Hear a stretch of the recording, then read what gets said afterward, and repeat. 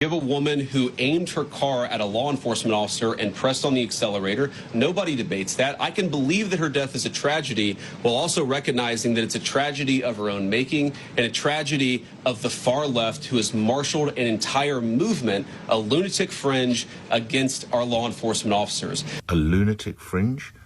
So you're not allowed to protest over there? J.D. Vance, I'm a big Catholic. I'm a big boy, and America is a Christian nation and all of this bullshit. Listen to him just lie through his teeth.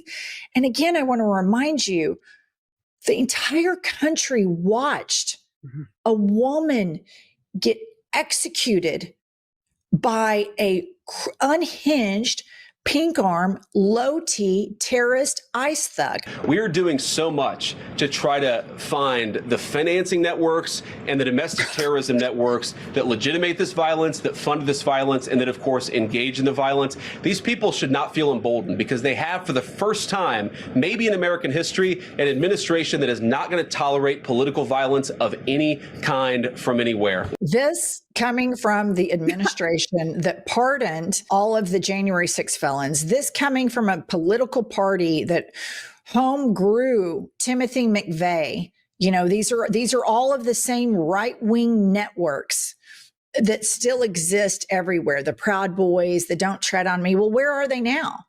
They spoke out against a large federal government that could do this exact kind of thing to citizens.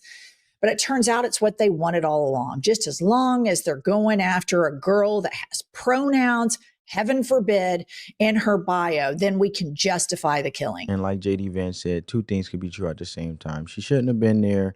And it happens to be where if you put yourself in that position, in this case, Renee Good did, she put her car there. She was blocking the road. She should have never been there in the first place. She should have been home with her family, working her job, taking care of her business and responsibilities. But she made it her business to interrupt, and in this case, obstruct a ICE operation, which is nationwide, right? ICE is going everywhere, getting rid of illegal immigrants to uphold the national security, let alone the safety here in this country, the United States of America.